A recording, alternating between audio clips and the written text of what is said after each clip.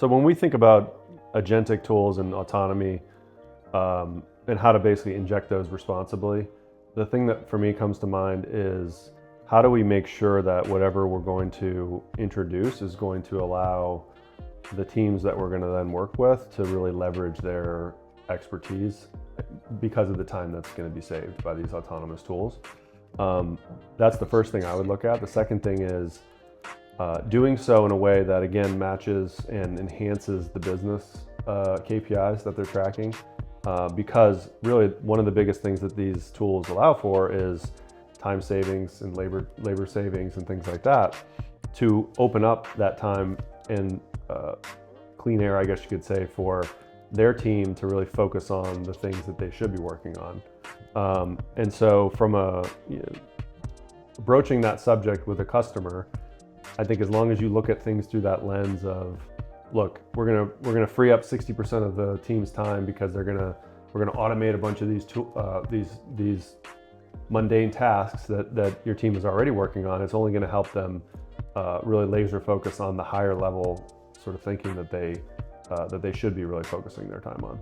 Yeah, and I think at a programming level, one of the things that we talk about sometimes with clients is that these are additive or optional systems for taking a behavior or streamlining a system. So we love text to SQL NLP concepts. So instead of someone needing to know how to code to get an answer from their database, they can just ask a question. And we want to bring the ability to ask that question as close as possible to where they already live. Yep. So if you can have a Slack bot where you can just ask a question and get a result right away, that saves 7 minutes of an engineer's time. It gets the business leader information that maybe they wouldn't ask otherwise, or wouldn't be a higher priority. They can go and ask and let that AI open up the tooling. However, we're not going to take away the programmatic interface. So your engineer can always go in and access that data in the way that they're most used to, and they always have that option instead. When it comes to trust of full autonomy, and this is something we've talked a bit about translating from, first it was math-based AI, then it's fully generative AI, then we added reasoning models, and then agents. The next bit is to actually start to release some control in certain aspects to an actual reactive, thoughtful agent.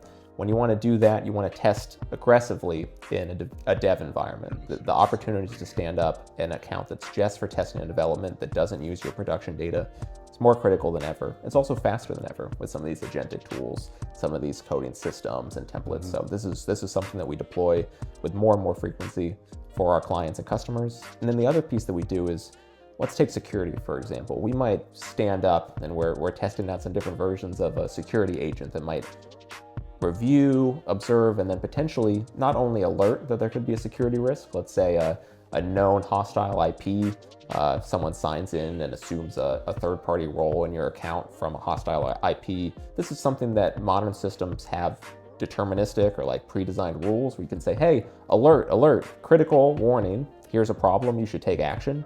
If you trust it, especially in a security standpoint, pros versus cons, you can allow that agent to say, hey, I've found a critical threat. I have a human written or human validated runbook that says, if this happens, I will shut it down. You can trust the agent to then take an action that just freezes or blocks this permission. This is a use case where, hey, if I'm asleep, I'm very happy that the agent is there and taking that action. I can always sign in and override that temporary freeze, but that's a great example of where you can trust an agent versus maybe where you shouldn't. Yeah, I mean, and when you look at that through a critical business use case, I want 24/7, 365 security monitoring on my account. Let's just say, yeah. as a CEO of someone running, an engineering team, and it may just not be cost feasible for you to do that without some agentic tools.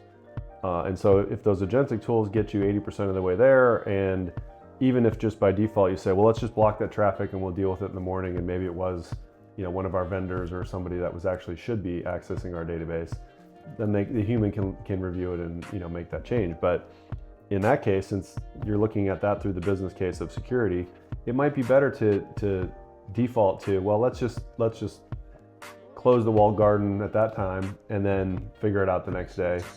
There might be another use case where the agentic tool takes a different set of paths. But you're always, in that case, you're going to have something that's running all the time that you can know that you can rely on, that's just keeping an eye on your account or whatever it might be, which might just not be possible at certain organizations with humans. Yeah, that's definitely something we found. And Yeah. it's great to be able to offer something that we realistically couldn't before with our staff, and to have 24/7 advanced monitoring on is lets me sleep at night and lets Yeah. our clients sleep at night.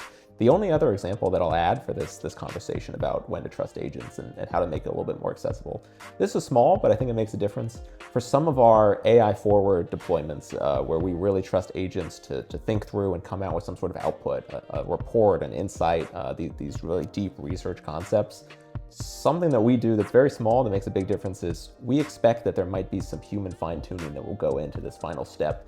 Instead of outputting these kind of document reports as PDF reports, which are static and hard to edit, we save them as docx, so Word documents. And that means that it's much easier for a business leader to say, oh, this is fantastic. This is 95% of what I need. I need to make these kind of small extra edits. That's an easy thing that we can do, because we're being thoughtful to the fact that these agents might need a couple of corrections. And it just allows it to still be valuable, even if it's not 100% of the way there. So these are some of the small things we do to help make sure that agents are actually helpful.